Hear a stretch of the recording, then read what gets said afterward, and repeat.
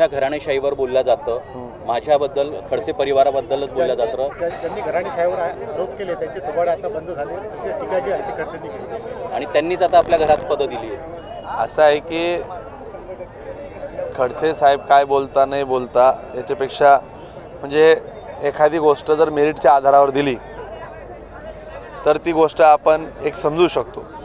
म्हणजे सर्वे आता देवेंद्रजींनी स्वतः सांगितलं की आम्ही सर्वे केलेत, संजू भाऊंची सावकारांची पत्नी म्हणून ही उमेदवारी नाही तर एक आम्ही मेरिटच्या आधारावर निर्णय दिला. आता त्यांच्या काळात तुम्ही पहा की ज्या उमेदवाऱ्या झाल्या होत्यात म्हणजे दूध संघाचं चेअरमन, त्यांचं कुठलं मेरिट नव्हतं तरी झाल्यात. आता ते सगळ्यांना माहिती आहे. एकदा दोनदा तीनदा तिकीटं दिल्यानंतर बी कापण्यात आली होती. आणि खडसे पुराण तुम्ही कुठेतरी बंद करा. बघा ते काय म्हटले हे काय म्हटले याला काही अर्थ नाही. माणसं निवडून आणणं महत्त्वाचं आहे. त्यांना जर सांगितलं की तुम्ही माणसं निवडून आणा, ते सांगता त्यांनी आता विधान परिषद पदरात पडून घेतली म्हणता का आता आमच्याकडे माणसं नाही.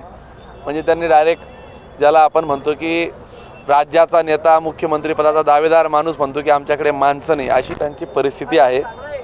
ते माणसं कुठे निवडून आणू शकत नाही, ही वस्तुस्थिती आहे. ते त्याच्यावर न बोलता आता कुठेतरी वेगळ्या मुद्द्यावर भरकटायचा त्यांचा नेहमीचा हा प्रश्न आहे.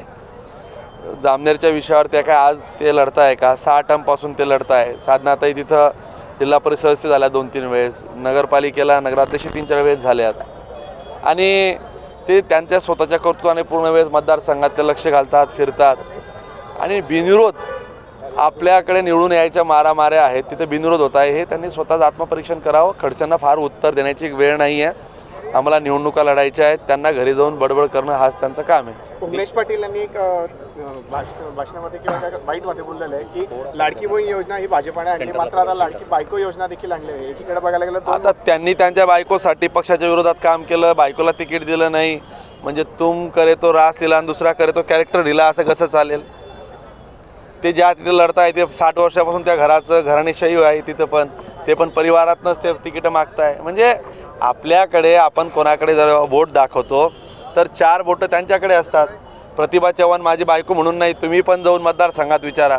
असं कुठलं घर नसेल, गल्ली नसेल, मोहल्ला नसेल, परिसर नसेल, भाग नसेल, गाव नसेल की जिथं तिथे पोचते नाही, काम पोचतं नाही. रात्रंदिवस ती लोकांमध्ये राहते. आता ती माझी बायको आहे म्हणून तिच्यावर अन्याय करण्यापेक्षा मेरिट पण तपासा.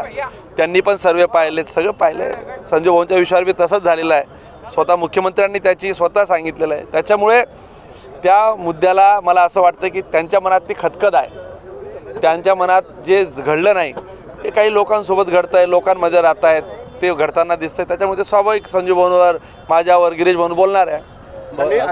त्यांना एकच सांगा किती माणसं निवडून आणतात ते पहा म्हणा. त्यांचे उबाटाचे 1-2 लोक तर निवडून येऊ द्या, मग बोलू आपण त्याच्यावर. अरे बाबा चॅलेंज नाही, त्यांची परिस्थितीच अशी आहे. त्यांनी उबाटावर उभे केलेले उमेदवार 2-3 त्यांचे उबाटाचे जे लोक आहेत ते 2-3 उमेदवार निवडून आणले का मी समजेल की उन्मेष पाटील एकदम जोरात माणूस आहे. 2-3 उमेदवार फक्त, ते 1-2 लोक आहे त्यांचं स्वतःचं मेरिट आहे. बाकी यांनी दिलेले जे उबाटाचे उमेदवार आहेत निवडून आणल्यावर आपण 3 तारखेला 3 वाजेपर्यंत सगळे निकाल स्पष्ट होतील. 3 तारखेला तुम्ही त्यांना जाऊन विचारा, त्यांची उत्तरं तुम्हाला सांगतो. हा धनशक्तीचा विजय आहे. अजून ते ठराविक 4-5 वाक्य आहे. हे मागच्या वेळेस मी तेच सांगितलं, उद्या तेच सांगतील. त्यांनी 2-3 माणसं निवडून आणली ना, मी समजेल की उन्मेष पाटील एकदम जोरात माणूस आहे. दादा पाचोऱ्यात सेना भाजपची टशन सुरू आहे.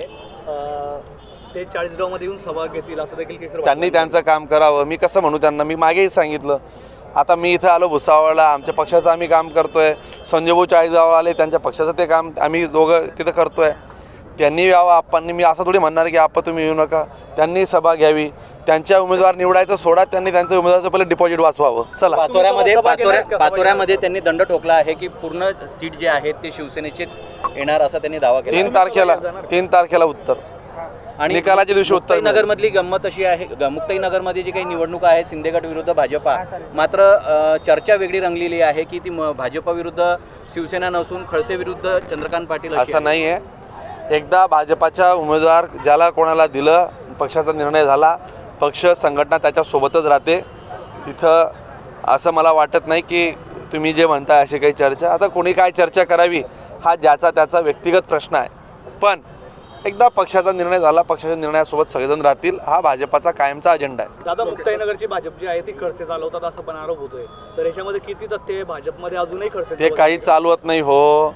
त्यांचे चालायचंच पडलंय, ते काय पक्ष चालवतील आता परिस्थिती त्यांची तुम्ही बघा. ते ज्या पक्षात आहे तिथं लोक उमेदवार भेटत नाही, त्यांच्यावर तुम्ही बंद करा, वेळ नका वाया घालू, दुसऱ्या विषयावर आपण चर्चा करू.